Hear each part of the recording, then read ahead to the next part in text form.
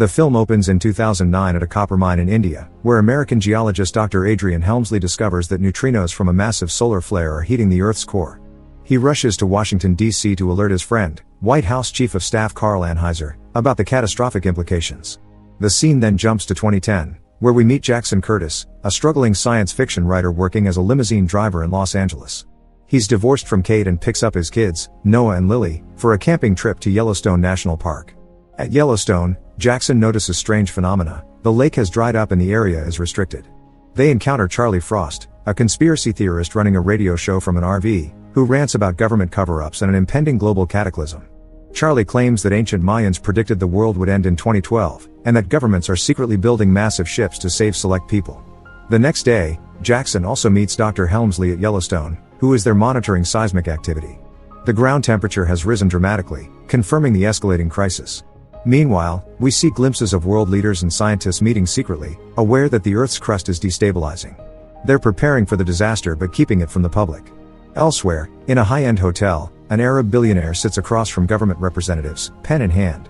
He signs over his entire wealth to secure passage for himself and his family. Not on a spaceship to the stars, but on the massive arks the elites are secretly building. The price of survival is fortune. Across the ocean, musicians Harry and Tony board a cruise ship where they're scheduled to perform for the guests. As they're about to step in, Harry pulls Tony aside, encouraging him to spend more time with his son. Tony shakes his head sadly. He believes his son is better off without him in his life.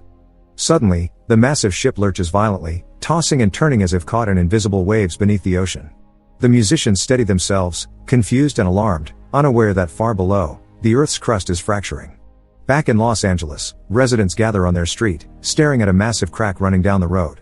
They murmur to each other, wondering what could possibly cause such damage. Meanwhile, in Washington, Dr. Helmsley stands before the president, his face grave. He delivers the update. Based on his recent discoveries, the Earth is going to self-destruct soon. They have no time left. It could happen any week or any day now. Suddenly, the president's daughter Laura walks into the room. She tells her father about a government worker who was recently assassinated and pleads with him to investigate. The president's expression darkens.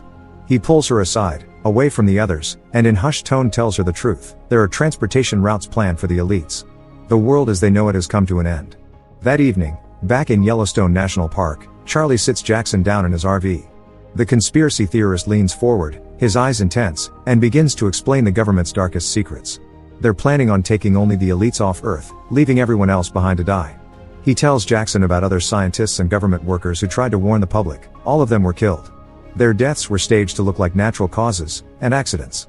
Charlie reaches into a pile of papers and pulls out a map. One of the victims, he explains, sent him this before he died. It shows the meeting point where the ships are being built. Jackson stares at the map, then at Charlie, and assumes the man is clearly out of his mind. He stands up and leaves. Elsewhere, Kate and her boyfriend Gordon push a shopping cart through a supermarket, picking up groceries. Without warning, the ground begins to shake violently. The earthquake hits with tremendous force. The entire store cracks in half, aisles collapsing, products flying everywhere. They panic, scrambling for safety. The next morning, Kate frantically calls Noah, telling them that they have to come home immediately. Jackson and the kids quickly pack up and get on the road, driving away from Yellowstone. When they arrive back at Kate's house, their mother rushes out, relieved to see them safe. Suddenly, Jackson's phone buzzes, a text message. He has to pick up a rich client's kids from their house to the airport and drives off. Soon, he arrives at a massive mansion and picks up the client's children. They chat casually as Jackson drives them to the airport. When they arrive and the boys gather their things, they turn to Jackson with smug smiles. They brag about the end of the world, telling him that they're leaving Earth on ships while he'll be left behind to die. Jackson freezes, as Charlie's words echo in his mind. He rushes to find a pilot who owns a small plane at the airport. He begs to rent it, promising he'll pay anything, but first he has to fetch his family. The pilot agrees. Jackson speeds back to Kate's house, his foot heavy on the accelerator. When he screeches to a stop outside, the ground is already trembling. An earthquake, a massive one, has already began. Jackson runs inside and physically pulls his family out. Kate, Gordon, Noah, and Lily pile into the car, confused and terrified. Jackson floors it. As they speed away, they look back through the rear window. Their entire neighborhood is falling into the depths of the earth, houses tumbling into massive chasms that open like hungry mouths. They race out of town, but it's not just their neighborhood, the entire city is collapsing around them. Buildings crumble, highways split apart, cars tumble into the abyss. They weave through the apocalypse, debris raining down, the ground splitting open behind them. Finally, They arrive at the airport, tires screeching. Jackson jumps out and runs to find the pilot, but he's dead. Kate reminds Gordon that he can fly, and they all scramble aboard the small aircraft. Gordon takes the controls, his hands shaking but steady enough. The engines roar to life, and the plane races down the runway as the tarmac begins to crack and crumble behind them. The nose lifts, the wheels leave the ground. The runway collapses into nothingness just as they soar into the sky, Los Angeles falling into oblivion below them. Elsewhere at sea, after Harry and Tony finish up their performance on the cruise ship, Harry is told that his son is on the phone. When he picks up, it's Adrian on the other end. Adrian's voice is tight with emotion as he tells his father that they're in the end of times, the earth has begun collapsing. Adrian is visibly worried for his father, even as he explains that he's being transported on the ships because his job is a very important one for the government. Harry calms him down, his voice gentle and reassuring. They say their goodbyes, both knowing it might be the last time they speak. Meanwhile, in the small plane still airborne, Jackson tells Gordon and Kate that they have to get to Yellowstone immediately. Charlie has the map to where the elites are boarding, it's their only chance. Later, they land on a runway in Yellowstone. Jackson and Lily quickly unbuckle and rush out, running into the woods to look for Charlie. Jackson's legs pump hard as he drives up the hill where Charlie is. When he reaches the top, he finds Charlie standing there, watching, waiting to witness the world burn. Jackson gasps for breath and asks for the map to where the elites are boarding. Charlie nods and tells him the map is in the RV. Suddenly, the ground beneath them cracks with a deafening sound and the earth splits open. Charlie sprints to the RV and jumps in, firing up the engine. He drives away desperately, trying to escape before they're swallowed by the earth. Suddenly, Yellowstone blows up, the supervolcano erupts with catastrophic force. Charlie is caught in the crossfire, his RV is engulfed by the blast wave and he's crushed. Meanwhile, Jackson and Lily run back toward the runway, their lungs burning, hoping against hope to find the others still alive and waiting for them. Ash and debris rain down around them and the ground shakes violently. They reach the runway just in time. Lily quickly scrambles into the plane, but Jackson remembers Charlie's map and runs to get it. His hands shake as he tears through papers and debris. Finally, he finds it. He runs out just as the plane is already beginning to take off. Gordon shouts at him to jump in, and Jackson sprints alongside the moving plane and throws himself inside, rolling onto the floor. Seconds later, the runway is destroyed behind them, consumed by lava and ash. Inside the plane, Jackson unfolds the map with trembling hands. His eyes scan it and his heart sinks. The coordinates point to China and that means they'll need a bigger plane, one capable of crossing the Pacific Ocean. Elsewhere in the White House, aides rush into the Oval Office and tell the president that they need to leave immediately. The president looks at them and refuses. His conscience won't allow him to leave the American citizens behind and save only himself. He turns to Adrian and asks him to make sure that his daughter gets on the ships and to look after her. Adrian's eyes well up, but he promises. Later, Adrian arrives at the airport and boards the presidential plane. He walks down the aisle to where Laura and the others are waiting. His face is grave as he tells everyone that the president isn't coming. Back at the White House, the president sits at his desk and makes a national announcement. He looks directly into the camera and tells the nation the truth. The world is coming to an end, and tells them that they should stay with their families and embrace the end together. Across America, people watch their televisions, tears streaming down their faces, as they accept their fate. Meanwhile, Jackson and his family land at a nearby airport. As they taxi to a stop, Jackson spots someone he recognizes, his rich employer Yuri, the Russian billionaire whose sons he'd driven to the airport earlier. Jackson runs up to him and pleads with him to take him and his family too. Yuri hesitates, but there's no time to argue. They all run out of the airport terminal and rush across the tarmac toward Yuri's massive cargo plane. Gordon and Yuri's pilot climb into the cockpit and begin the takeoff sequence. The engines roar to life. They lift off just before the runway breaks apart beneath them. Through the windows, they watch in horror as the entire city collapses below, buildings crumbling, and people falling to their deaths in the massive fissures opening in the earth.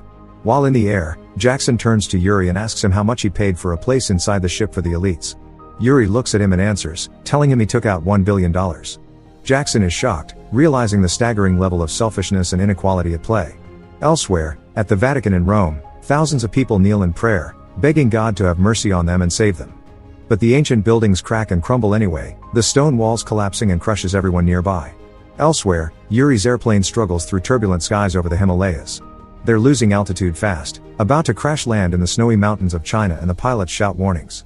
Jackson, his family, Yuri, and his family scramble into Yuri's luxury cars that are stored in the cargo hold. As the plane hurtles toward the ground, they drive the cars out of the open cargo door, landing hard on the snow. The vehicles skid and slide but miraculously stop safely on a snowy plateau. Unfortunately for Yuri's pilot, who stayed behind trying to control the plane, he goes down with the aircraft. It plunges into the depths of a snowy ravine and explodes in a massive fireball. Soon after, government helicopters arrive, but they're only there to take Yuri and his sons, since he was able to pay the $1 billion. Later, all the helicopters carrying important people arrive at the secret base hidden in the Chinese mountains. Even the Queen of England is there, being escorted by officials. Meanwhile, Jackson and his family trudge through the freezing cold, feeling utterly hopeless. Suddenly, they see a passing truck and frantically flag it down to stop. A Chinese family inside gives them a lift. They're also headed to the ELITES base, planning on sneaking inside to try to save themselves. They drive through the mountains until they reach the border checkpoint. Everyone gets out and leaves the truck behind, moving on foot now. Meanwhile, inside the massive underground base, it's absolute chaos. Thousands of people who paid for tickets are desperate for seats inside the arks. Guards struggle to maintain order, so people push and shove. Elsewhere, Jackson and his family, along with a Chinese family who helped them, managed to sneak inside the base through a service entrance. They move through corridors, trying to stay unnoticed. Meanwhile, in the main boarding area, thousands of the elites who paid fortunes are being left behind, as there isn't enough room for everyone. The realization dawns on them that their money can't save them after all. Some stumble backward in panic and fall to their demise, tumbling off platforms into the massive construction pits below. Meanwhile, other government officials sit in a control room, staring at their camera screens. They watch in silence as people die outside the base. Adrian watches the screens, his jaw clenched. He can't sit and do nothing about it anymore. He stands up abruptly, and takes a stand and turns to face all the government officials in the room. His voice rises as he reminds them that what they are doing is not moral. Being in power means looking out for the needy and taking care of their people, not abandoning them to die. He pleads with every government official to let those people inside the base. Yes, they have limited supplies, but they should manage how they provide for one another. They're human beings, not cargo to be calculated and discarded. Carl, the chief of staff, rises to his feet and refuses. He wants to save his own skin and doesn't care about the others outside. But Adrian's speech has already touched many in the base, and they all vote to help and let the people inside. Orders are given. Soon, the massive gates begin to open with a grinding mechanical roar. People outside rush forward, flooding inside, sobbing with relief and gratitude. Elsewhere, high in the mountains of China, a Buddhist monk stands in an ancient temple tower. He sees it coming, a massive wall of water, racing toward them across the landscape. He frantically rings the temple bell, the sound echoing across the valleys, warning the others, but there's no time. The flood hits the temple and the monk is killed instantly, swept away by the crushing force of water. The flood surges forward, destroying everything in its path. It floods the Chinese airport where Jackson's group had first landed, submerging planes and buildings. Then it heads directly toward the base, an unstoppable force of nature. People inside the base look at their monitors and see the water heading toward them. Alarms blare, as they brace for impact. The water hits the base with tremendous force. Despite the closing gates, water gets through, pouring into corridors and flooding chambers. Meanwhile, Adrian and a team of officials are evacuating sections when they spot something on a security feed. Jackson and his family are trapped in the depths of the base, cut off by rising water. Adrian makes a decision, they're going to save them. But there's another problem. Something is blocking the main gate from fully closing, and water continues to pour in. They need to fix both problems. Adrian and his team rush through flooding corridors, wading through waist-deep water. Soon, they reach the gate mechanism area and find Jackson's daughter Lily on the other side of a sealed bulkhead, separated from her family. She tells them that her family is trapped on the other side, deeper in the flooded section. Adrian pulls out a tablet and calls Jackson. He instructs Jackson to swim down and find whatever is stuck in the hydraulics. Something is jamming the gate mechanism and preventing it from fully closing. If they can remove it, the gate can seal and the captain can start the engines. Otherwise, they'll all die. Jackson looks at his family and decides to go. He takes a deep breath and dives down into the depths of the base, which is now almost completely covered in water. He reaches the massive hydraulic system and sees what's holding it up, a large piece of debris, twisted metal from the impact, wedged between the massive gears. He grabs it with both hands and pulls with everything he has. Finally, it breaks free, and immediately, the gate begins to close with a thunderous grinding sound. In the control room, the captain sees the gate seal and immediately fires up the engines. The massive ark shudders to life. Its propellers churn the water and the ship lurches forward, turning hard. Through the viewport, they see it, a massive iceberg directly in their path. The ark turns, its hull scraping against the ice with a horrible screeching sound, but it clears, avoiding the collision and saving everyone. 27 days later, the ark's main doors open for the first time since they sealed. The hydraulic hatches split apart, and a brilliant sunlight floods in. All the survivors, elite and common citizen alike, shield their eyes as they step out onto the deck. Before them stretches a transformed world. The floodwaters have receded. The continents have shifted, but life has survived, and the earth is beginning to heal itself again. Make sure to like, comment and subscribe for more notifications. Until next time. See you soon.